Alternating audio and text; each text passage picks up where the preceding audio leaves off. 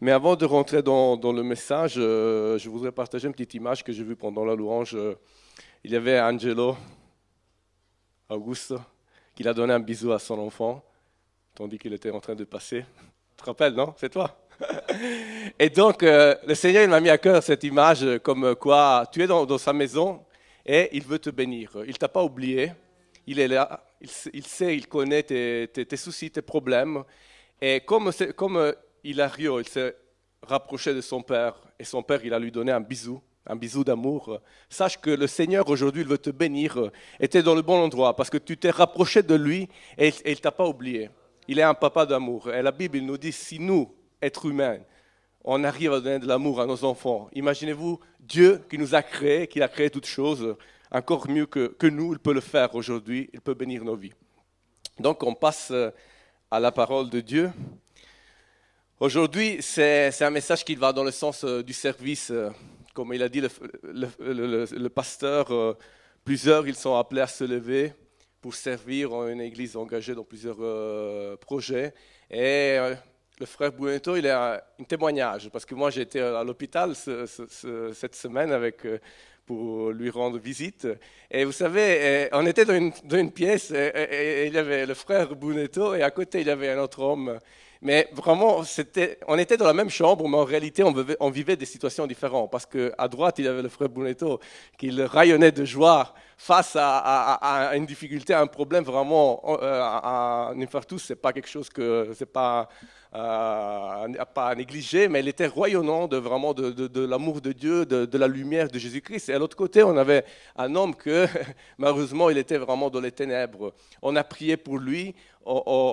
Il a entendu nos discours, il a entendu nos encouragements parce qu'il avait des paroles qui encourageaient le frère Bunetto, mais en même temps, c'était des paroles directes pour cet homme. Et donc, voilà, vous voyez comme dans la difficulté, dans l'épreuve, on peut louer le Seigneur à travers le regard, à travers le sourire, à travers le témoignage de notre vie. Comme j'écris dans mes notes, la vie, des fois, c'est un champ miné. Oui, c'est un champ difficile et des fois, ça suffit de poser le pied au mauvais endroit qu'on risque de sauter en air. Oui, ouais, ça va. Ça passe en air. Ok, et donc, quelqu'un il a dit une fois que la Bible, c'est comme une map, comme un chemin que Dieu a tracé afin de pouvoir vivre dans les difficultés de cette vie. Et bien sûr, cette Bible, c'est quelque chose qu'il faut la prendre en main, il faut la lire, il faut la consulter, et il faut se plonger dans le message de Dieu, parce que Dieu, c'est un Dieu qui n'a jamais oublié personne. Les personnes qui se tournent vers lui, il les prend par main comme un père, il les conduit sur un chemin. Et vous savez, c'est bien l'évangile, parce que l'évangile, c'est pas seulement on reste assis à l'église, mais c'est très dynamique. Vous voyez, le frère, à 5 heures du matin, il se lève pour aller à la banque, à faire la brocante pour Haïti. Vous voyez comme on n'est pas des chômeurs à l'église. On a toujours quelque chose à faire pour servir Dieu, pour servir les autres, et en même temps pour être béni. Et donc, si on prend la Bible, on voit que Israël, le peuple d'Israël, après le péché, il a été conduit dehors de l'Égypte. Il y avait un nuage. Il y avait une colonne de nuée le jour qui traçait le chemin. Le nuit, il y avait une colonne de feu qui traçait encore, il éclaircit le peuple, il éclairait le peuple.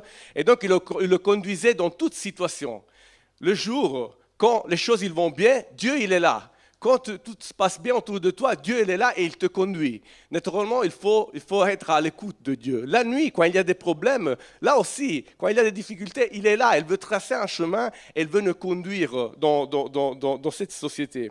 Et la même chose, on l'a vu dans l'Ancien Testament et on la voit encore dans le Nouveau Testament.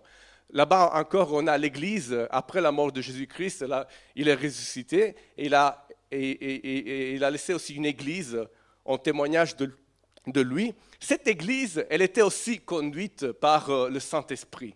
C'était une église il se battait pour l'évangile, c'était une époque difficile, c'était une époque où il y avait beaucoup de persécutions, comme aujourd'hui dans certains pays, mais c'était une église qui avait une victoire parce qu'elle était conduite par l'Esprit. C'était une église qui avait le zèle, mais pas que ça. Parce que le zèle, vous savez, c'est important. Il faut avoir le désir de se lever pour Jésus-Christ, mais plus que ça, il faut avoir la conduite de l'esprit. Parce que s'il y a que le zèle, ça peut devenir un problème. Je me rappelle au début de ma conversion, et c'est pour cela aussi que je le partage, que des fois, on peut se tromper de chemin, on a envie de servir Dieu, on a envie de bénir les autres autour de nous, mais on n'est pas, dans quelque manière, à l'écoute de la volonté de Dieu, de l'Esprit de Dieu. Parce que c'est lui qui doit tracer le chemin, c'est lui qui doit être avant nous, et nous, on doit le suivre, être des instruments dans ses mains. Et donc, on se laisse prendre sans écouter, on va tout de suite, on part, mais c'est là que, malheureusement, on se trompe.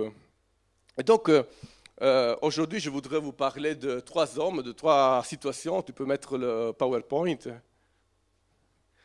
Ok, vous voyez, il y a un ancien téléphone. Le titre, c'est 3 erreurs à ne pas faire face à l'appel.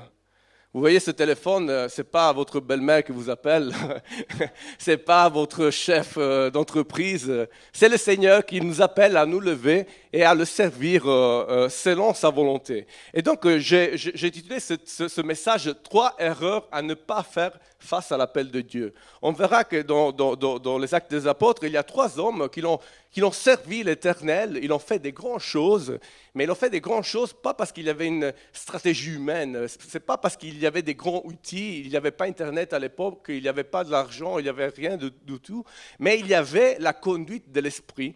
Ces 3 hommes, c'est Philippe, Pierre et l'apôtre Paul, 3 hommes qui ont été conduits par l'Esprit de Dieu.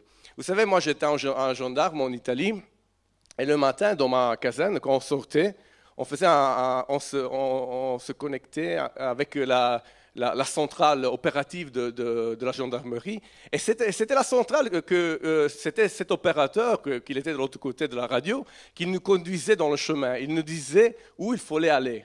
On savait qu'il y avait des objectifs pendant la journée, mais ces objectifs, des fois, ça pouvait aussi changer. On savait qu'il fallait aller sous un endroit, mais à un moment donné, pendant la journée, ça pouvait aussi tourner dans une autre situation. Et donc, vous voyez l'importance d'être connecté avec Dieu. Je prends cet exemple parce que notre vie, bien sûr, on doit la vivre avec Dieu.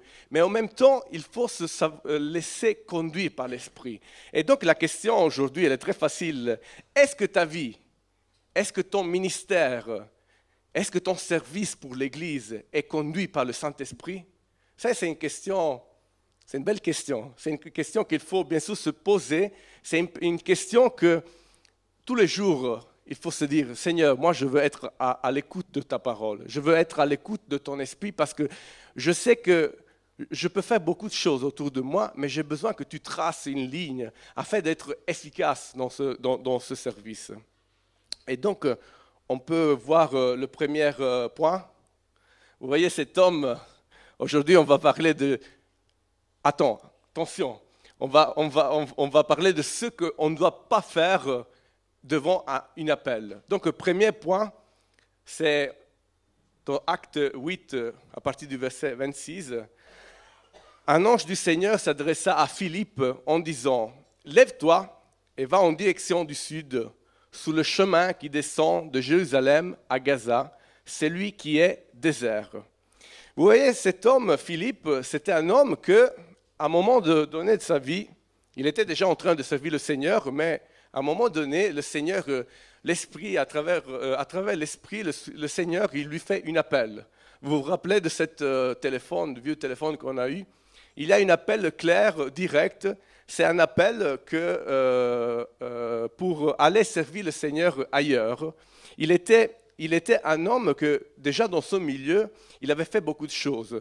Déjà à Jérusalem, il avait servi les autres aux tables. C'était quelqu'un qui était rempli de l'Esprit.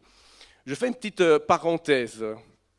Pour servir le Seigneur, si on prend cet exemple de cet homme, il faut être rempli de l'Esprit. Être rempli de l'Esprit, c'est une condition nécessaire pour servir les autres. Sans la plénitude de l'Esprit, on ne pourra rien faire. Il y avait un professeur que, en parlant d'esprit, il nous a fait un dessin au tableau et il a pris un réservoir d'eau avec un petit robinet Et il disait, vous voyez, si dans le réservoir il n'y a rien, tu ne pourras jamais être de bénédiction autour de toi. Tu ne pourras jamais répondre aux soifs de ce monde. Donc l'importance d'être attentif afin de recevoir quelque chose de Dieu. On pourra donner aux autres seulement si on recevra quelque chose de Dieu. Je peux donner aux autres si le matin je vais dans ma chambre et je commence à prier le Seigneur. Je peux donner aux autres si je prends ma Bible et si je peux partager avec les autres quelque chose que le Seigneur il m'a donné dans mon culte de tous les jours. Donc, vous voyez comme cet homme, il était rempli de Saint-Esprit et de sagesse. Il avait fait un grand travail en Samarie. Suite à la persécution en Jérusalem, dans les Actes chapitre 6, 7,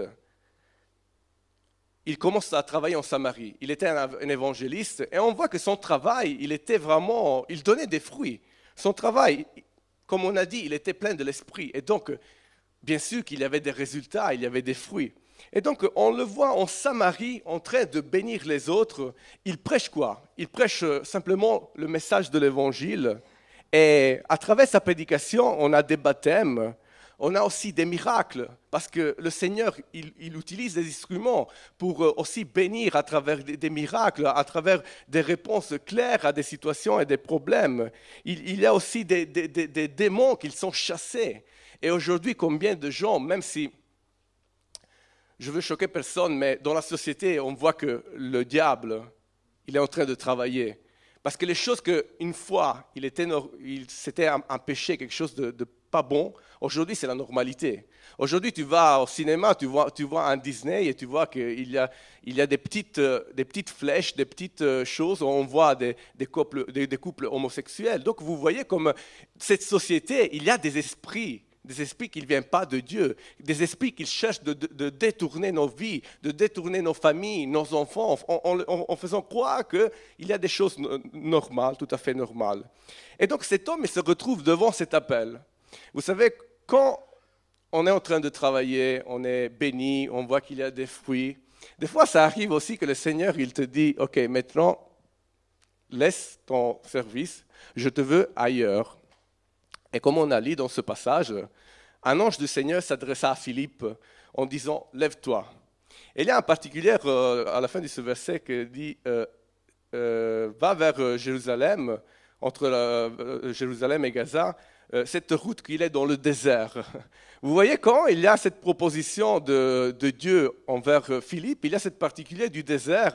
Et vous savez, des fois, c'est difficile de ressortir de son confort, de sa vie de tous les jours, même de son ministère béni. Je me rappelle quand j'étais en Italie, et que le Seigneur il nous a appelés à venir au CTS, il m'a appelé à venir à vivre ici. Vous savez, c'est pas facile. C'est pas facile parce qu'on quitte une vie béni. J'étais dans l'église, j'étais bien dans l'église, je travaillais dans l'église, mais à un moment donné, le Seigneur, il t'appelle parce qu'il veut plus de toi, il veut te confier plus et il t'appelle à sortir. Et Philippe, devant cet appel, bien sûr, il pourrait se dire, mais Seigneur, j'ai un ministère béni en Samarie, qu'est-ce que je vais faire dans le désert? Mais en réalité, derrière cet appel, il y avait un but précis. Il y avait un homme qui avait besoin d'entendre l'évangile.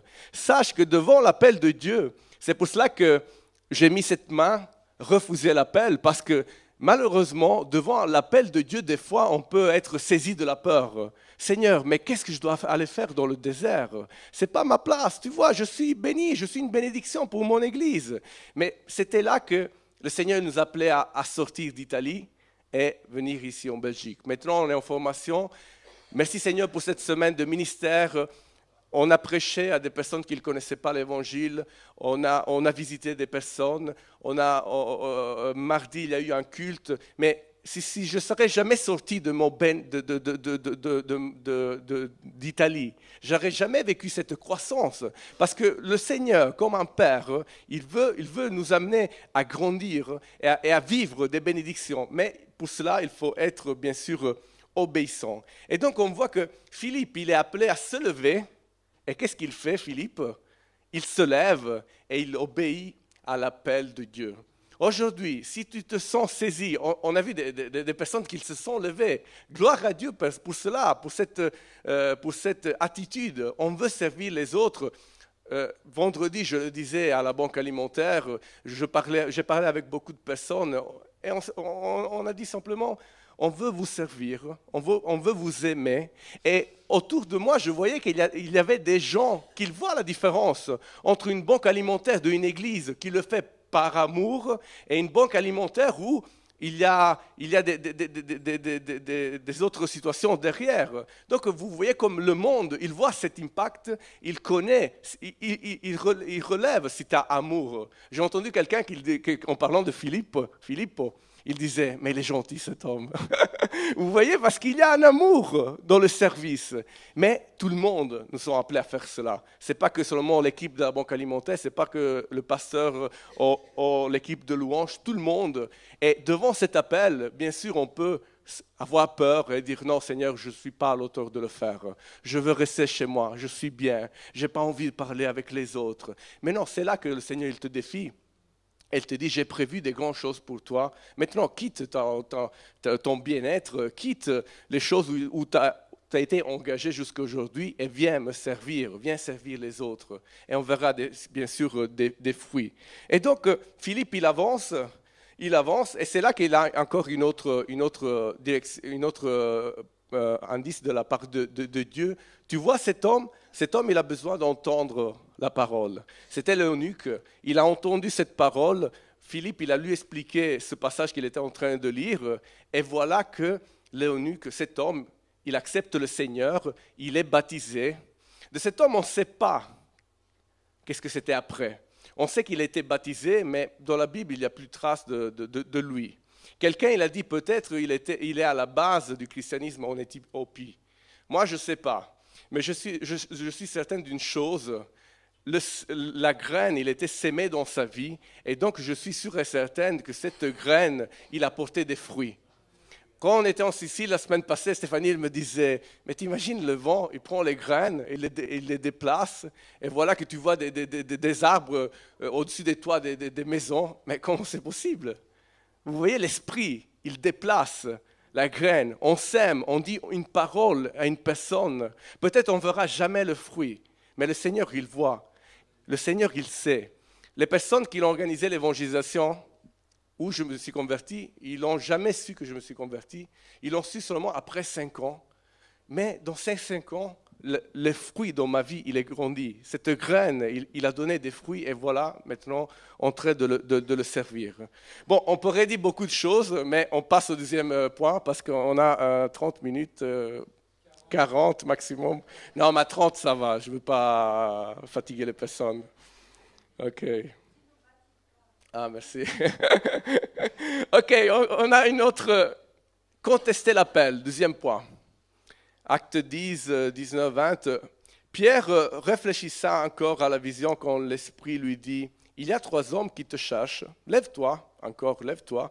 Descends et pars avec eux sans hésiter, car c'est moi qui je les envoie. » On voit encore un homme qui est en train de répondre à l'appel de Dieu. Mais cette fois, cet appel, il est accompagné aussi de l'Esprit, il dit, lève-toi, et aussi, il spécifie, sans hésiter. Vous voyez comme devant l'appel de Dieu, des fois, on peut hésiter, et c'était le cas de Pierre. Pierre, il était en train de prier, il était monté il s'était mis à part pour prier, c'était l'heure de midi, quand à un moment donné, ça se passe quelque chose dans sa vie. Il est en train de prier et le Seigneur, il connaît son cœur. Ils savent très bien qu'il est grandi dans une culture juive où il y a certaines limites entre eux et les autres. Et donc, le Seigneur, il fait un travail sur lui. Il lui montre une vision. Il était en train de prier. Il avait une vie de communion. Vous voyez, comme dans la vie de communion, il y a aussi la possibilité de parler, parce que si on ne va pas auprès de Dieu, bien sûr, le Seigneur, il ne te pourra jamais rien dire. Donc, on voit que dans ce moment de prière, Dieu prépare des choses, parce qu'il y avait aussi une mission pour lui. Il savait qu'il y avait dans sa tête cette hésitation, et on verra qu'il va contester aussi cet appel. Et donc, Pendant qu'il priait, il voit devant lui comme une nappe remplie d'animaux de toutes les sortes. Et il faut savoir que dans la culture juive, selon la loi de Moïse, il y a des animaux qu'on pouvait manger et des animaux qu'on ne pouvait pas manger. Bien sûr, dans l'Ancien Testament, le Seigneur, il devait faire comprendre, il devait donner cette notion de péché, pas péché, et ce n'était pas facile de le faire comprendre à des hommes. Et donc voilà qu'il y avait cette interdiction de la loi pour certains animaux qu'on ne pouvait pas manger. Mais avec la mort de Jésus-Christ, avec la mort de son Fils, voilà que l'ancienne alliance, il laisse place à la grâce. L'évangile aujourd'hui, il est disponible pour tout le monde. On voit dans cette salle, on a des Italiens, des Roumains, des Polonaises, non pas polonais, polonais, on a des Africains. Donc vous voyez comme l'évangile aujourd'hui, il est pour tout le monde. Mais pour faire cela, il a fait un travail pour cela. Et donc, Jésus appelle Dieu à travers l'Esprit, il lui montre, il lui dit, maintenant, tue et mange. Pierre, justement, il disait, non, je ne peux pas, la loi, il m'empêche. Mais le Seigneur, il donne un nouveau commandement, et c'est maintenant, c'est le moment de pouvoir parler de lui à tout le monde. Et donc, à travers cette image, il fait un travail de pédagogie envers Pierre. Pierre, il se trouve devant cet appel de Dieu, et donc il commence à réfléchir. Et il dit, non, je ne peux pas tuer, je ne peux pas manger de cet animal. Mais en réalité, le Seigneur, il était en train de faire quelque chose en lui et de lui mettre de lui donner cet esprit, cet désir de partager l'évangile. Parce qu'effectivement, toujours dans le même passage, il y avait un homme, c'était un soldat romain, c'était un chef de l'armée, qui était en train de prier. Et Dieu, il avait vu qu'il était un homme juste, c'était un homme il voulait suivre Dieu. Et Dieu appelle Pierre pour aller lui partager le message de l'Évangile. Comme on a lu, Pierre, il hésite devant cet appel. Mais à la fin, il se lève et il va. Je parle de cela parce que vous savez, des fois on a des préjugés envers les autres. Non, cet homme, il ne se convertira jamais. Il est trop méchant. Non, cet homme, oui, cette femme, il t'a dit oui, il t'a dit qu'il viendra à l'église, mais il n'acceptera jamais. Je sais que des fois, c'est difficile. Et pour les personnes qui servent l'Éternel à travers aussi l'évangélisation, ils savent combien de fois on entend oui, je viendrai, mais... Et donc, dans notre tête, il y a des barrières en train de se lever, on ne le sait même pas, mais en réalité, on se endurcit devant ces situations. Parce qu'on pense que les autres, non, pour lui, il n'y a pas d'espoir. Mais en réalité, l'Évangile, il peut changer la vie de n'importe qui. Mais c'est à nous d'y croire d'abord, c'est à nous d'avoir la foi. Parce que si devant l'appel de Dieu, je ne sais pas, ça pourrait être que le Seigneur, il t'appelle à aller vers les musulmans. Est-ce que tu aurais le courage de le faire?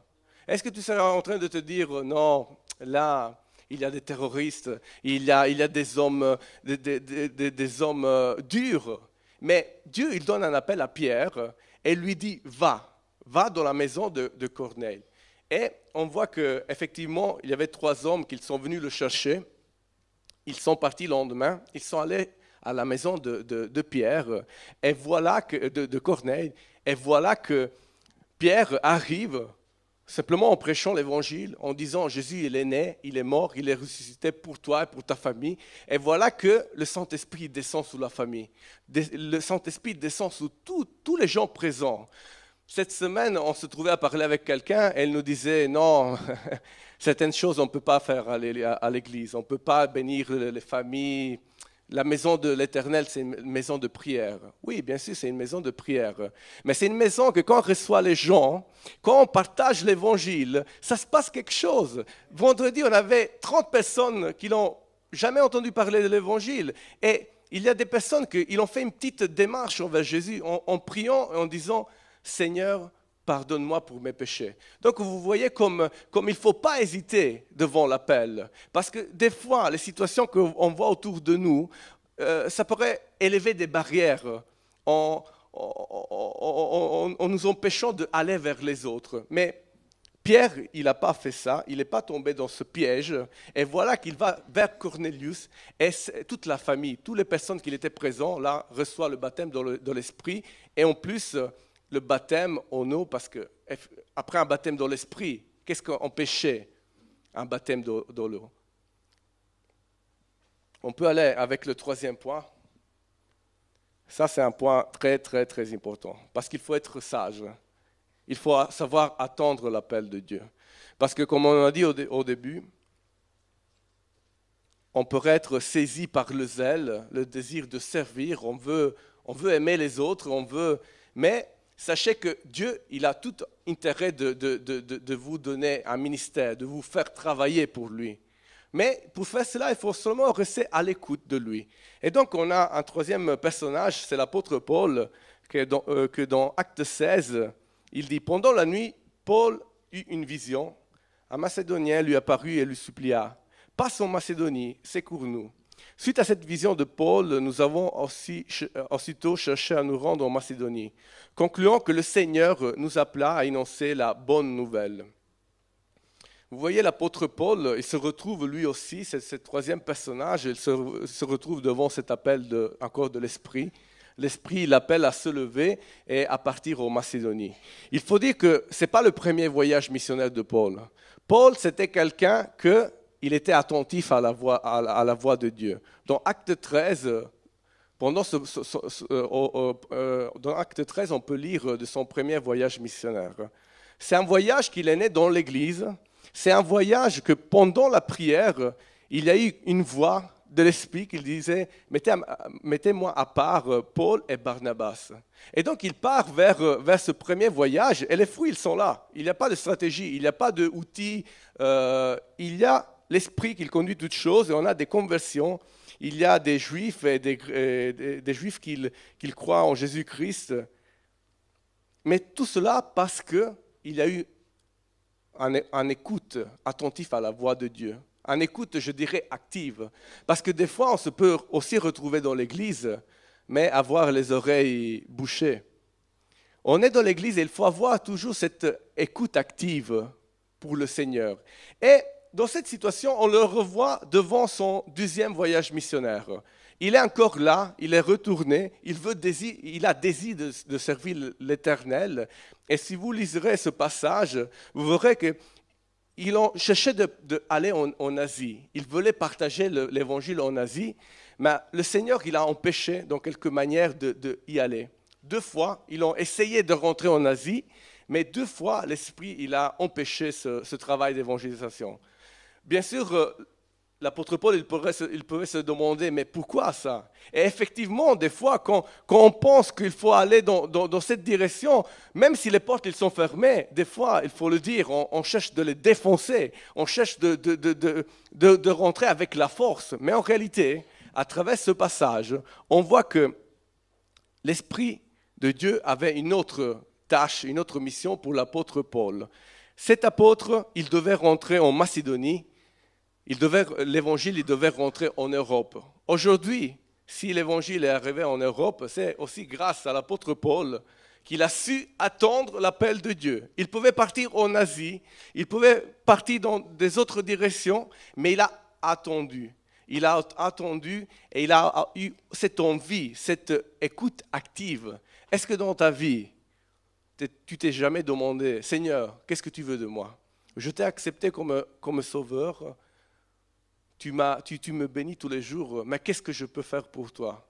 Est-ce qu'il y a ce désir, cette écoute active? Est-ce qu'on va dans la présence de Dieu pour lui demander? On se laisse conduire par notre instinct.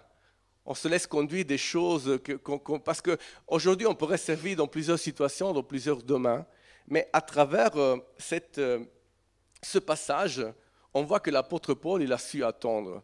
Je parle de cela parce qu'aujourd'hui, on est dans un christianisme qu'il veut beaucoup faire.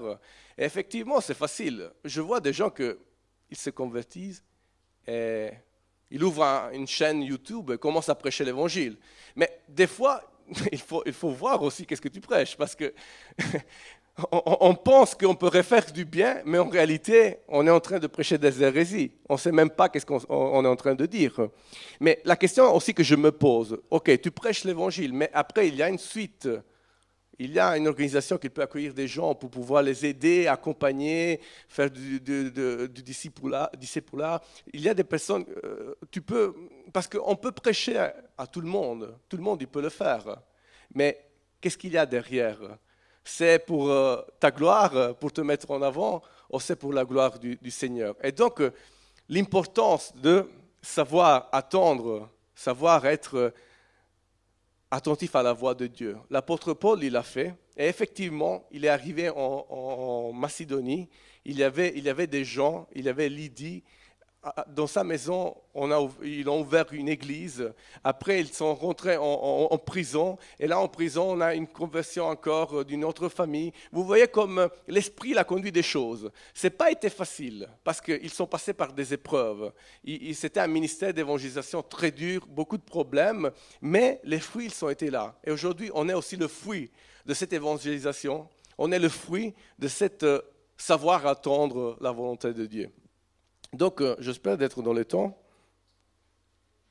Salvatore. Ah, c'est mon problème. Il faut savoir que Salvatore, à la fin de la semaine, il devra m'évaluer. Et donc, voilà. Mais je pense qu'il sera gentil avec moi. OK. Ça va, OK. Bon, on arrive à la conclusion. J'aime bien la conclusion des messages parce que c'est toujours facile. Parce que, effectivement, on a vu quoi aujourd'hui? 3 erreurs qu'il faut absolument éviter devant l'appel de Dieu. Quand le Seigneur nous appelle, vous vous rappelez toujours du téléphone, c'est parce qu'il a prévu quelque chose pour toi. Il a prévu quelque chose pour ta vie, pour ta famille. Et croyez-moi que la chose qu'il a prévue, il te bénira. Ça, c'est sûr et certain. Moi, quand je regarde mon mariage et je vois qu'on a fait 3 ans au CTS, je me dis, on a vécu des difficultés. Ce n'était pas facile débarquer d'Italie, quitter toutes choses. Mais je sais que pendant ces 3 ans, on a mis une base solide pour ce que ça sera le futur, le présent et le futur. Le mariage, on parlait hier soir, ce n'est pas facile. Parce que c'est 2 mondes qui se rencontrent, 2 personnalités différentes. Mais vous voyez que quand il y a la base, on peut vraiment être sûr et certain. Moi, je peux mettre la main sur le feu pour mon mariage parce que je sais que la base, il est Jésus-Christ. Cela, ça ne veut pas dire qu'on n'aura pas jamais de problème, mais ça veut dire que dans les problèmes, dans les difficultés, on sera plier les genoux et demander à Dieu son aide, sa sagesse.